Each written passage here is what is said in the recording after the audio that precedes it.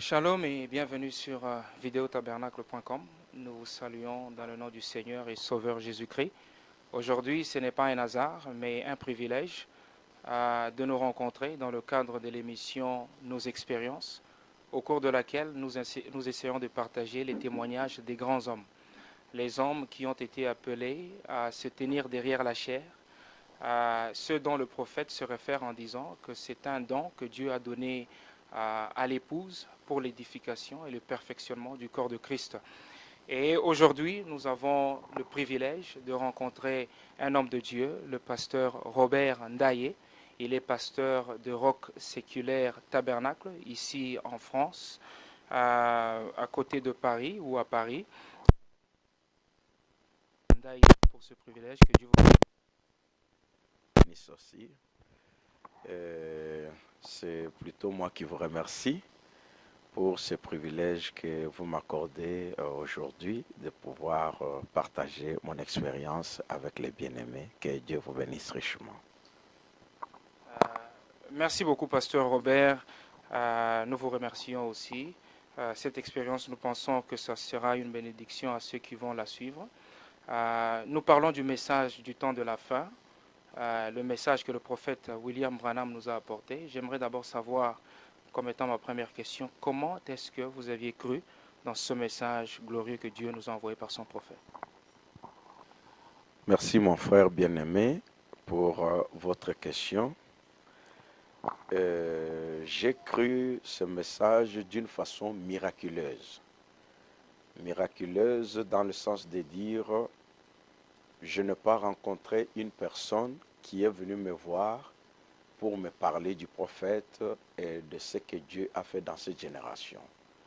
Mais plutôt, j'ai accompagné mes deux cousins qui avaient rencontré le message, l'un dans le Kasaï oriental. Donc là, nous sommes en France, mais à l'époque, c'était au pays, République démocratique du Congo.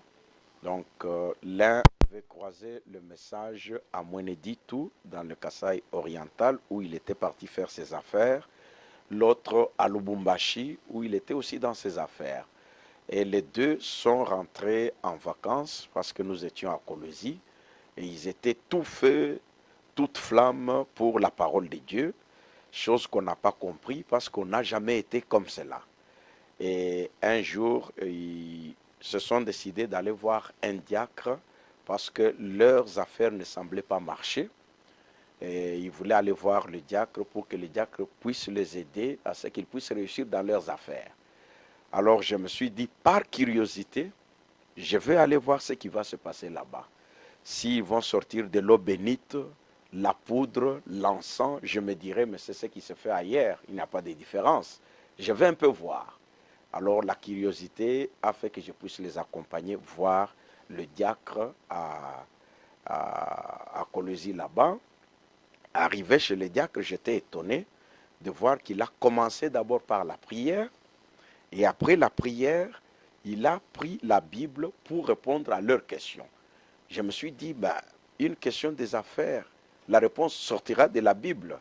Moi qui étais catholique, né catholique, grandi dans le catholicisme, cela m'a touché. J'ai dit, ça, c'est la vérité. Et je suivrai cette voie. Alors que le diacre s'adressait à mes frères, ça m'a touché moi. J'ai donné ma vie à Christ et mes frères sont restés dénominationnels. Merci beaucoup. C'est vraiment d'une manière inhabituelle que les gens, que les gens croient.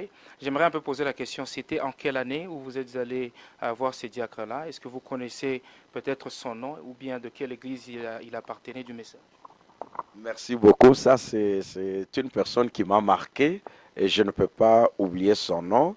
C'était à Colosie et le diacre s'appelait Kibambe et on l'appelait Python. Quand il était dans le monde, on l'appelait Python et après, il a cru la parole de Dieu. Et ce jour-là même, il nous a donné son témoignage, comment il était dans le monde et le changement que Dieu a opéré dans sa vie. Ça m'a vraiment touché.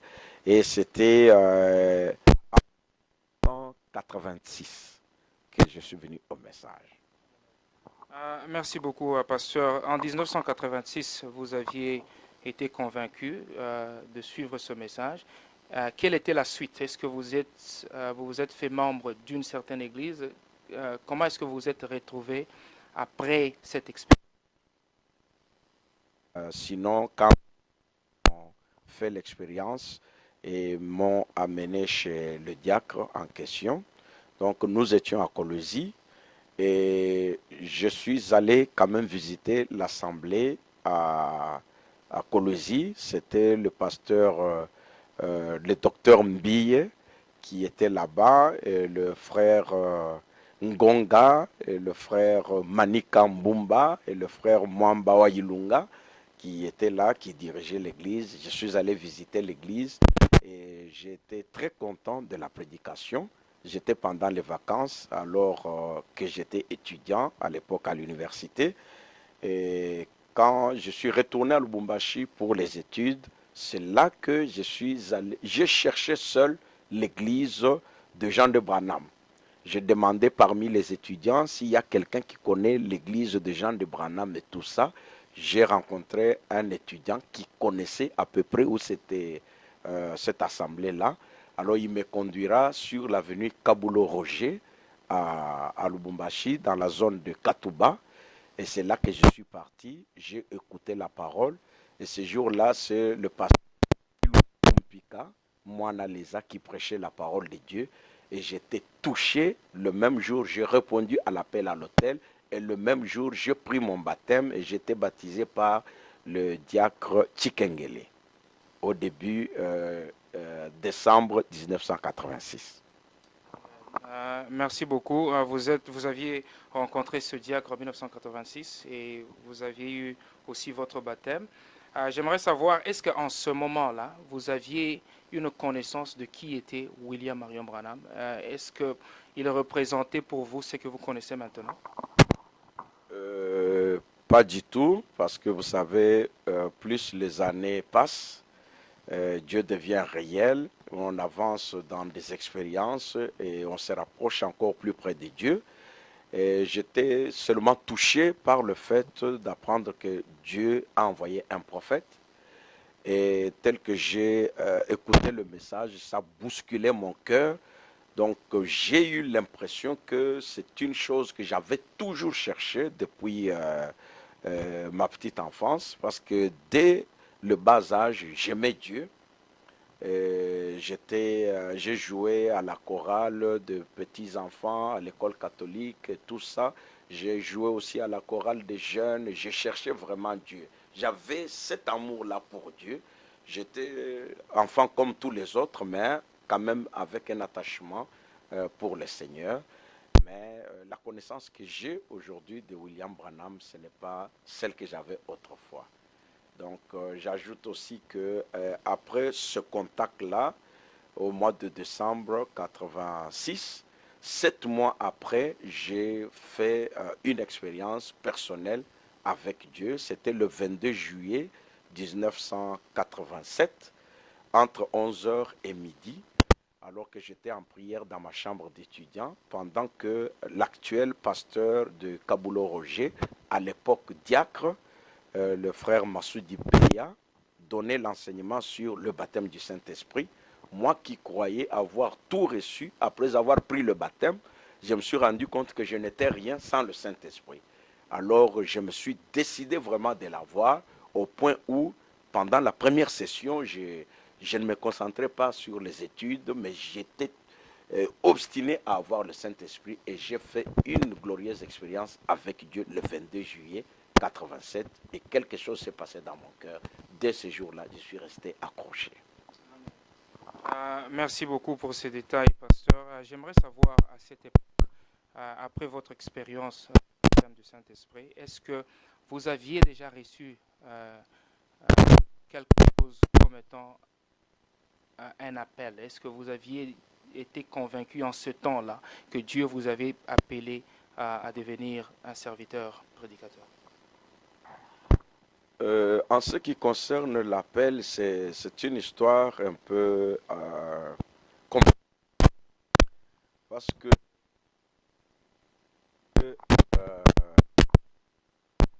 j'ai eu 3 appels. Ça pourra vous étonner, mais vous allez. Donc, je sers Dieu dans 3 ministères.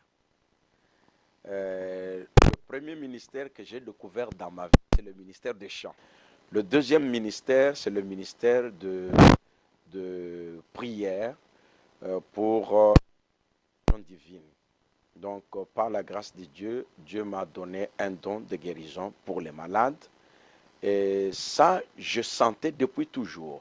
Quand j'ai fini mes études, j'ai eu mon bac, je sentais en moi que j'étais un bon médecin. Mais je ne savais pas comment. Je disais à mes amis, à tous mes collègues que moi, je vais devenir médecin. Et si pas médecin, comment dirais-je, si je ne fais pas la médecine humaine, je vais faire quand même la médecine vétérinaire. Je sentais que j'avais une prédisposition naturelle d'aider, de soigner, d'aider quelqu'un pour la guérison. C'était plus fort que moi. Mais quand je suis allé chercher l'inscription à l'université, Dieu a orienté les choses autrement. Je me suis retrouvé dans une autre discipline.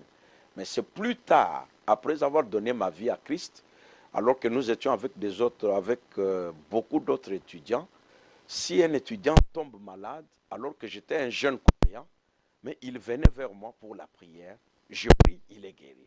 Chaque personne qui était parmi nous, les autres lui disaient, non, allez voir le frère Robert, il va prier pour vous. Et il vient, je prie, il est guéri. Je ne comprenais pas. Mais c'est plus tard, quand il y a eu l'effusion du Saint-Esprit dans l'assemblée de Rigini, que Dieu confirmera que j'avais un ministère pour la guérison divine. Et depuis lors, Dieu m'a beaucoup utilisé. J'ai vu par ce petit don de guérison divine que Dieu m'a donné, les cancéreux guéris, même en France, confirmé par la médecine en France.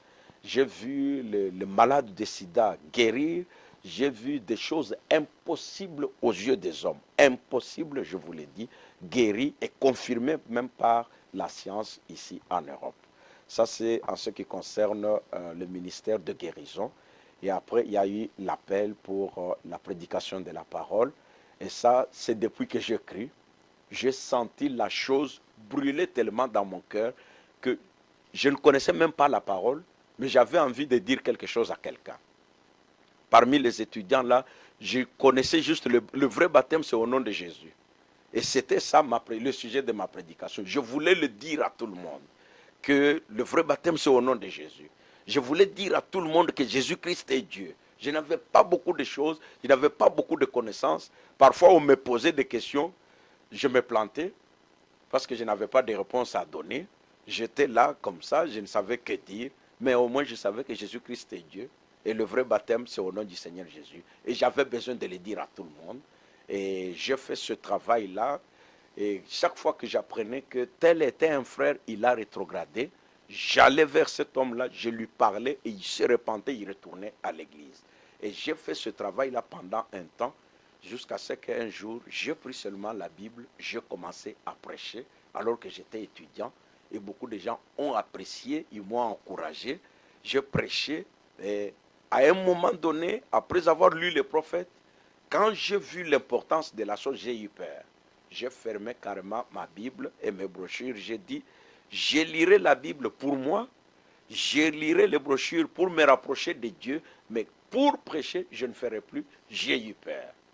Jusqu'à ce que, arrivé à Kinshasa, dans l'assemblée de Rigini, Dieu a parlé au pasteur Baruti, alors que le diacre Belessi m'avait invité pour prier pour les malades à l'église. Pendant que je priais, la voix audible a parlé au pasteur Baruti alors qu'il était dans son bureau, préparant la prédication, que celui qui est en train de prier là à la chaire est un prédicateur. Alors le pasteur arrêtera vite ce qu'il faisait et il sortira pour voir qui priait. C'est moi qui priais justement. Moi je le savais déjà, mais Dieu est allé le dire à mon pasteur à l'époque qui était le pasteur Baruti. Comme nous le savons, frère Branham dit Dieu travaille aux deux bouts du fil. Alors quand le pasteur l'a appris, il a instruit le diacre pour qu'il commence à me mettre à la place de ministre. Le diacre l'a fait la première fois, la deuxième fois, je fuis. Et il m'a cherché encore dans l'assemblée, il m'a trouvé, il m'a mis encore là. La troisième fois, j'ai fui, ça commençait à être embêtant. C'est ainsi que finalement j'ai accepté de m'asseoir là et non de prêcher. Jusqu'à ce que Dieu m'a tellement fait la pression et qu'il m'a parlé, me disant, si tu continues à fuir, je vais te frapper.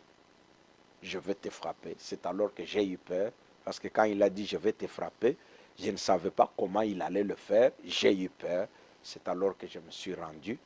Alors, le pasteur Barouti me laissera la chair. Je parlerai à l'assemblée d'Éric Gagny et il me confirmera justement que ce que Dieu lui avait dit était la vérité. Voilà un peu. Amen, amen. Merci beaucoup, pasteur Ndaye. Ça, ce sont des détails vraiment très précieux. Maintenant, là, nous allons prendre une petite pause pour revenir et continuer les expériences du pasteur Robert Ndaye, qui est pasteur de Rock Séculaire Tabernacle ici en France. Que Dieu vous bénisse et à tout à l'heure. Bye bye. L'Éternel, Yahweh Tout-Puissant, Elohim, ton nom c'est Jésus-Christ. Tu m'as appelé, tu m'as lavé, tu m'as rempli pour la gloire de ton nom. Ô Seigneur, je chanterai jour et nuit. Ô Seigneur, je louerai ta puissance. Ô Seigneur, je chanterai jour et nuit. Ô Jésus, je louerai ta puissance.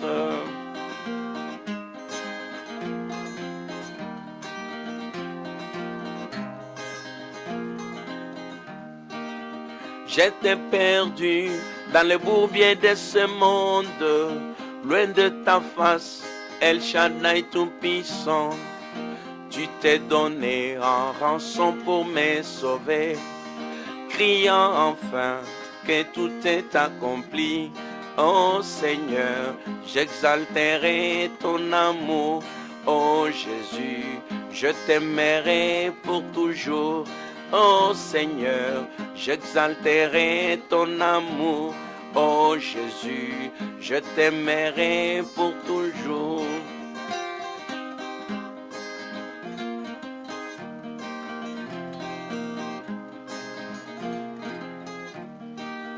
Vous voulez entrer dans les royaumes des cieux, laissez le monde et toutes ses perversions, cessez d'observer les traditions des hommes, appuyez-vous sur la parole de Dieu. Oh mes frères, la philosophie ne peut sauver. Oh mes sœurs, la théologie vous tuera. Oh mes frères, la philosophie ne peut sauver. Oh mes frères, la théologie vous tuera. À suivre. Shalom et bienvenue de retour sur videotabernacle.com. Aujourd'hui, nous parlons sur nos expériences toujours et nous avons eu le privilège de rencontrer le pasteur Ndaye, qui est pasteur de Rock Séculaire ici en France. Et nous avions parlé, pasteur, de vos expériences, de comment Dieu vous a appelé. J'aimerais un peu poser la question, parce que vous aviez mentionné précédemment, de comment Dieu vous a appelé, vous a donné 3 appels, le ministère de chant, le don de guérison que Dieu vous a donné et l'appel au ministère. Vous aviez aussi mentionné que une fois que vous aviez saisi l'importance du ministère, vous aviez eu peur et vous aviez cessé, jusqu'à ce que Dieu a reconfirmé encore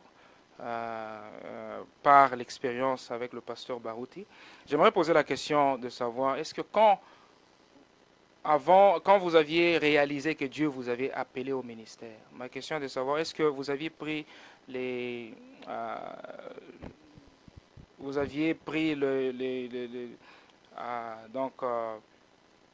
exigences de se marier aussi, parce qu'un ministre est appelé à avoir une femme, et aussi de se marier selon l'exigence des Lévites? Merci beaucoup, mon frère, pour la parole.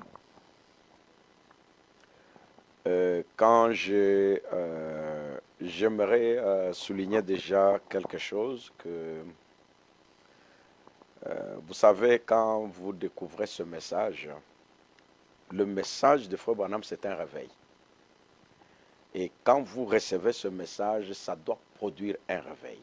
Donc, je ne vois pas une personne découvrir ce message et rester comme ça, comme elle était avant. Il y a quelque chose d'anormal. Parce que quand j'ai rencontré ce message, c'était un réveil, c'était quelque chose, je ne pouvais pas me contenir. Il fallait parler à quelqu'un. Et comme je l'ai dit, j'ai commencé à faire du bruit jusqu'à ce que je prêchais. Et quand je prêchais, je me souviens, parmi mon auditoire, les premières personnes qui m'ont écouté, celle qui est aujourd'hui mon épouse était parmi. C'était une sœur parmi les sœurs qui m'avait écouté aussi. Bon, à cette époque-là, elle était là comme tout le monde. Elle m'avait aussi écouté. Et il faut dire que j'ai cru en 87. Et qu'est-ce que j'ai dit en 86, j'ai fait l'expérience avec Dieu le 22 juillet, comme je l'ai dit, 87. Et j'ai commencé à faire du bruit jusqu'à ce que je pris la parole devant les gens comme ça. C'était en 1990. Donc il faut dire que cette année, je vais totaliser 23 ans, je crois, de ministère quand même, depuis que je parlais pour la première fois. Donc mon épouse, celle qui est mon épouse aujourd'hui, était là. Et après, je priais le Seigneur. Le Seigneur a conduit mes pas vers elle.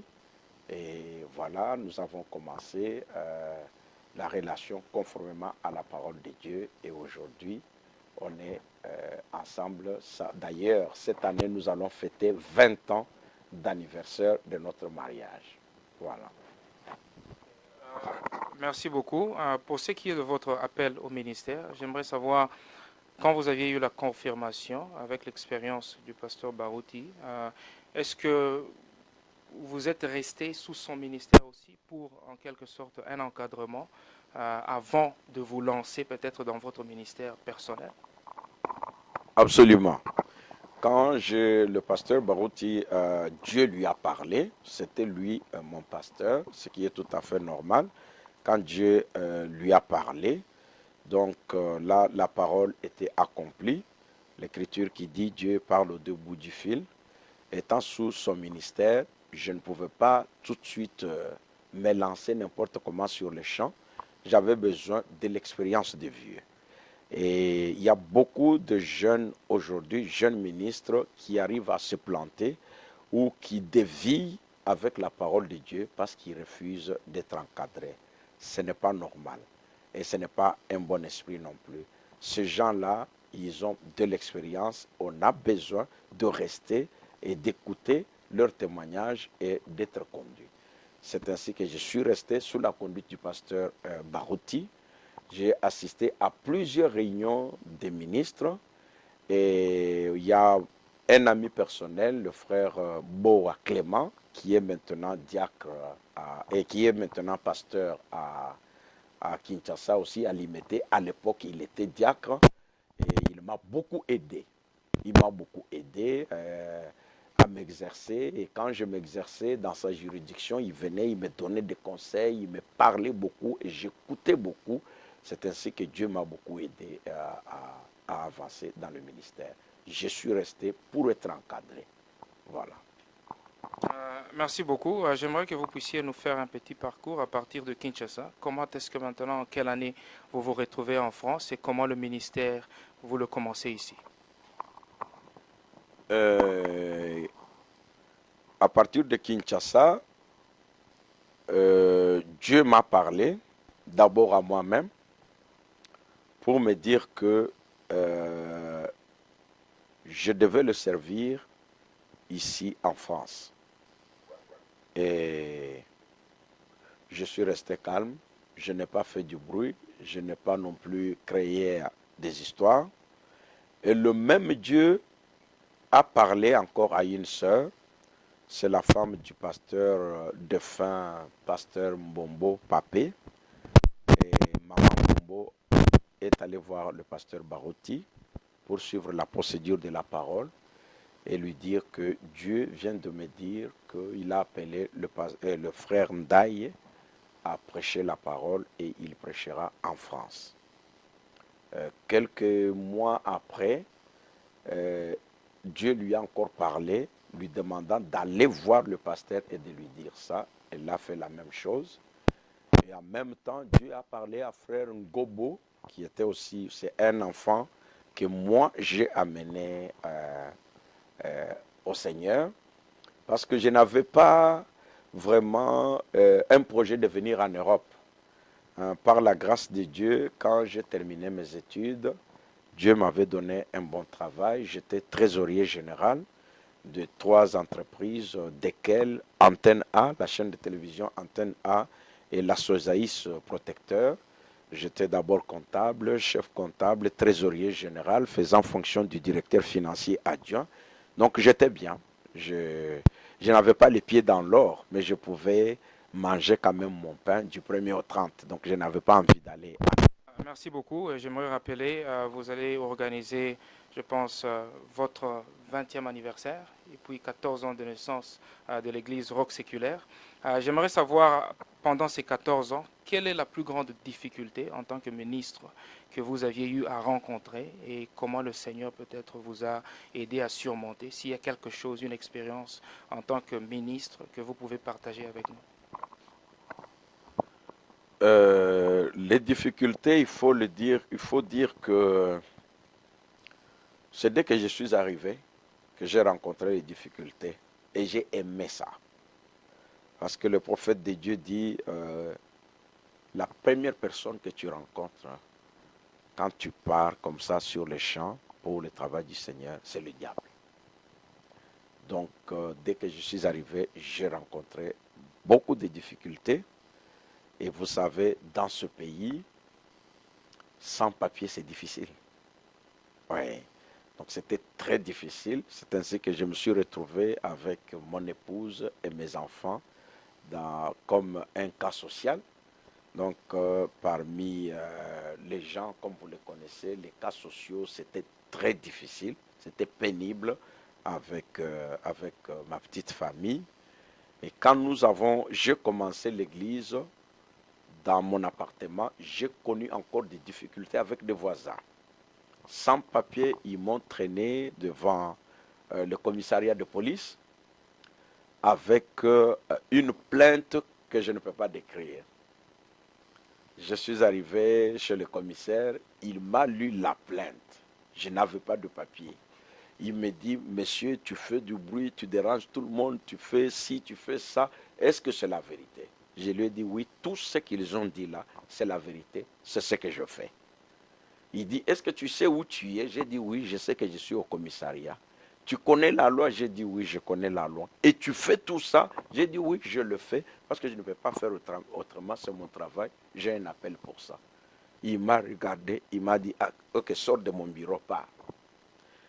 Alors, je suis sorti de mon bureau. Quand les voisins sont allés le voir, il leur a dit non, le monsieur n'est pas compliqué. Déjà, il est venu, il a accepté toute la plainte. Allez vous arranger avec lui, vous le laissez faire son travail. Et Dieu m'a donné la victoire. J'ai continué comme cela. Et je devais trouver une salle parce que mon appartement ne pouvait plus contenir le monde. Où trouver l'argent? On a prié, on s'est démêlé. C'était une difficulté. Vous savez, l'évangile marche avec l'argent. Et à cette époque-là, donc c'était difficile, mais Dieu a fait encore un miracle. J'ai trouvé une salle et nous avons commencé. Donc les difficultés, il y en a toujours. Et c'est la voie que Dieu a tracée pour les enfants de Dieu, car la Bible dit, il y a une partie des difficultés, des souffrances de Christ qu'il a laissé aussi à l'épouse. Curieusement, aujourd'hui, l'Église n'accepte plus de difficultés. Quand quelqu'un se trouve dans les épreuves, quelqu'un se trouve dans des difficultés, tout de suite c'est un pécheur secret. Tout de suite il doit avoir des problèmes avec Dieu. Ce n'est pas ça. Par contre, Frère Branham nous dit, si tout va bien dans ta vie, il faut faire très attention, il y a un danger devant.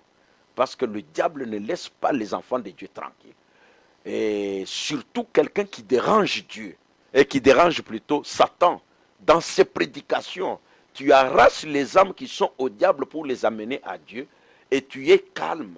Tu dors paisiblement du 1er au 30. Ça va toujours avec ta femme, avec tes enfants, dans ton église. Il faut faire attention, il y a un compromis quelque part. Et les difficultés, j'ai été préparé pour ça par le message. Il y en a et il y en aura toujours. Et c'est la preuve que Dieu est avec moi. Merci beaucoup, pasteur. Nous arrivons à la fin. Et juste peut-être pour clôturer, vous aviez de l'expérience. Dieu vous a fait passer, vous aviez traversé beaucoup de choses. Et maintenant, 14 ans de ministère pastoral. Quel est le conseil que vous pouvez donner à nos jeunes gens qui viennent après vous, qui pourront aussi vous remplacer et suivre le chemin que vous avez tracé? Quel est le conseil que vous pouvez donner à ces jeunes ministres? Merci beaucoup, mon frère bien-aimé. Ce que je dis déjà, c'est que la moisson est grande. Nous avons besoin des ministres. Et ma prière est que Dieu puisse encore nous donner davantage de ministères pour nous épauler, pour essayer de gagner les âmes, parce que nous sommes à la recherche de la dernière brebis pour le départ. Mais le conseil que je donne aux jeunes ministres, c'est qu'ils ne puissent pas négliger l'expérience des anciens. Beaucoup de jeunes, quand ils sentent, ils découvrent qu'ils ont un appel. Les vieux, c'est des gens à déclasser. Ils ne valent rien, on ne peut pas les écouter. Dieu m'a appelé, ces gens-là ne valent rien. Ce n'est pas comme ça. Ce n'est pas comme ça. Je crois que un jeune qui veut vraiment réussir doit rester au pied d'un vieux, poser des questions, écouter le vieux, qu'on lui enseigne les choses profondes de la parole de Dieu, alors il pourra sortir. Parce que dans le message, il y a des choses qu'on appelle les bornes. Quand vous lisez le message, la Bible dit « Ne déplacez pas les bornes qui ont été placées par nos ancêtres ».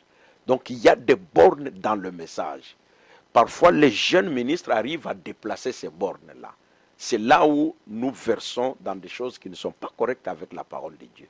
Et pour connaître les bornes en question, nous avons besoin de ces vieux-là. Même Frère Branham disait, aujourd'hui là, si je dois me faire opérer, je ne peux pas aller vers un jeune qui sort de l'université avec des cheveux lissés et tout ça, qui parle peut-être bien habillé là, pour me faire opérer. Non, j'irai vers un vieux médecin qui a de l'expérience pour lui donner mon corps pour l'opération.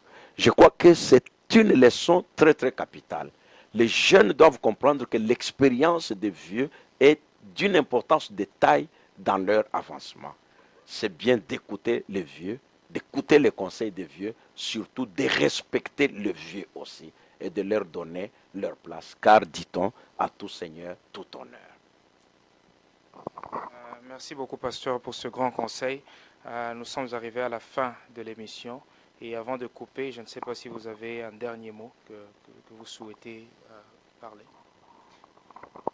Merci beaucoup pour l'opportunité, bien-aimé. Le dernier mot, c'est que Dieu a envoyé le prophète dans cette génération avec un message. Et le message que nous avons reçu du prophète William Marion Branham,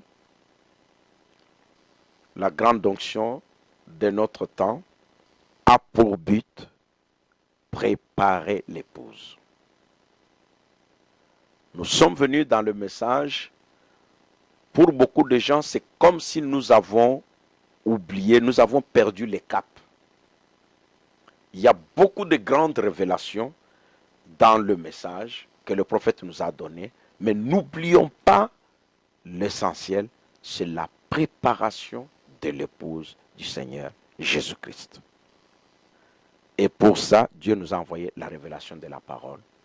Je conseille à ceux qui sont dans le message de ne pas oublier ça. Nous sommes venus au message pour nous préparer.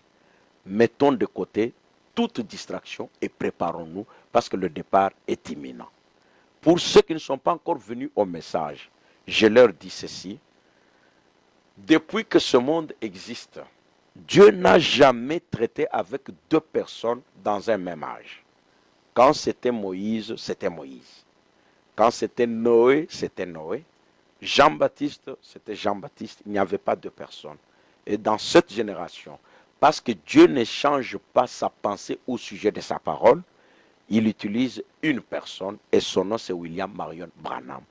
Pour tous ceux qui veulent l'enlèvement, il n'y a qu'une seule voie, c'est croire à la parole révélée pour notre temps. C'est ce message qui nous prépare à rencontrer le Seigneur Jésus-Christ. Il n'y a pas un autre message.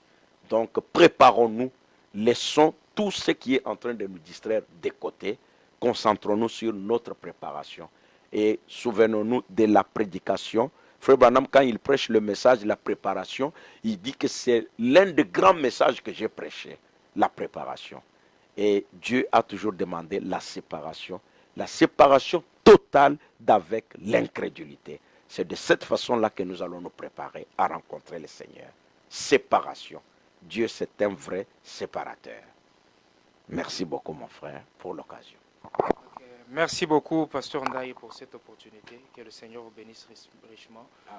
Nous croyons que ceci sera une bénédiction pour beaucoup. Merci à vous tous qui nous avez suivis. Nous étions en train de parler avec le pasteur Robert Ndaye, qui est pasteur de Rock Séculaire Tabernacle ici en France, à Paris. C'était le frère Jules. Je remercie le frère Jean-Paul Moudia qui est derrière votre caméra et que Dieu vous bénisse. À plus tard. Bye bye. Je m'évoquerai dans la boue de ce monde, éloigne de toi, mon Jésus. Tu m'as aimé d'un grand amour, et au premier lieu, fils d'amour, nous c'est la dégoûta, même la vie. Pour me sauver, tu donnes de ton sang. Quand ma vie était plus précieuse que ton sang, oh mon Jésus. Quand ma vie était valeureuse que la vie de tes anges.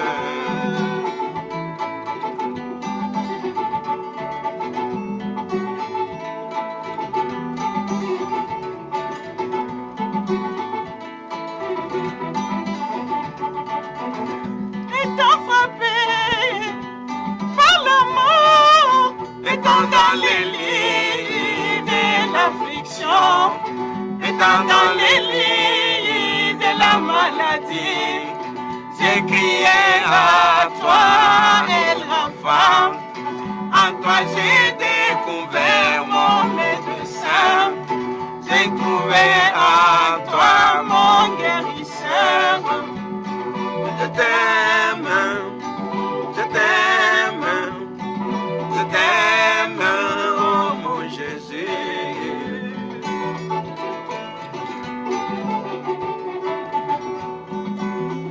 Quand personne ne pouvait marcher avec moi et que je me suis retrouvé seul dans la vallée de l'ombre de la mort, un homme m'est resté fidèle. Le glorieux baptême du Saint-Esprit dans mon cœur. Il me l'avait promis dans sa parole et me l'a prouvé une fois de plus. J'ai fait une nouvelle expérience avec lui. Voilà pourquoi je vous redonne mon témoignage.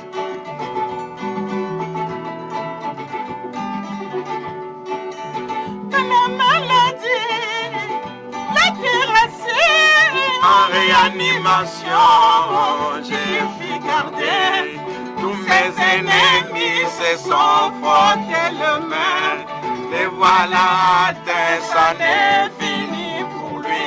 Mais tu as combattu, tu l'as guéri, tu l'as relevé, m'as donné la vie. Voilà pourquoi je témoigne sa guérison.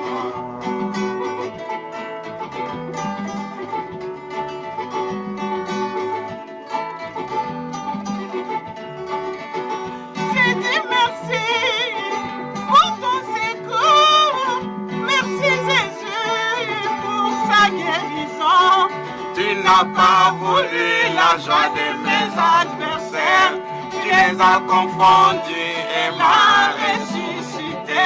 Tu as donné la vie pour témoigner ton nom. Vivre la vie d'un vrai témoin.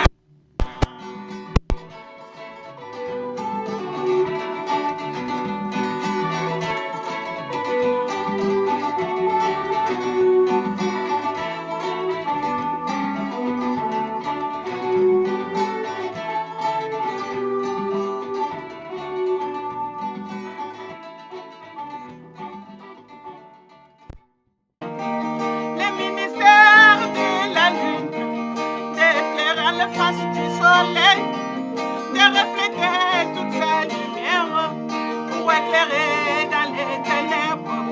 Reflète à moi ta lumière dans ce monde en ténèbres pour gagner une âme à toi et c'est là dans l'humilité. La main du ciel, la main du ciel, la main du ciel est en bas. La main du ciel, la main du ciel, elle est dans l'humilité. Le chemin du ciel, le chemin du ciel, le chemin du ciel est en bas. Le chemin du ciel, le chemin du ciel, il est dans l'humilité. La main du ciel, la main du ciel, la main du ciel est en bas.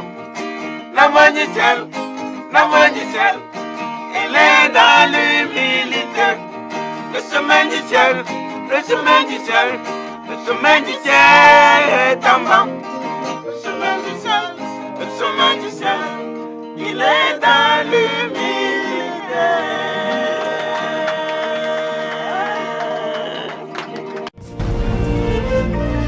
Ceux qui sèment avec l'art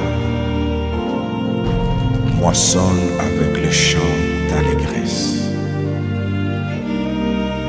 Le temps de la moisson, le temps du blé mûr.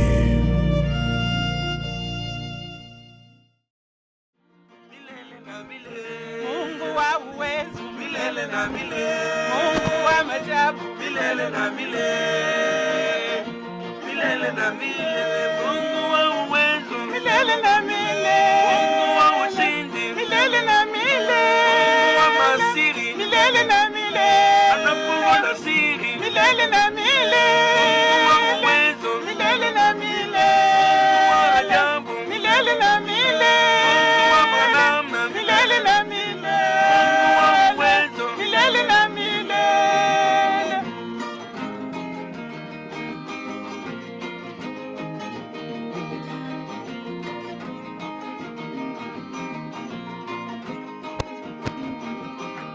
Lwai lwai ni makenga, kujiye, lwai ni majilu, kujiye, lwai ni masama, kuji mukalenga wa misumba Yesu.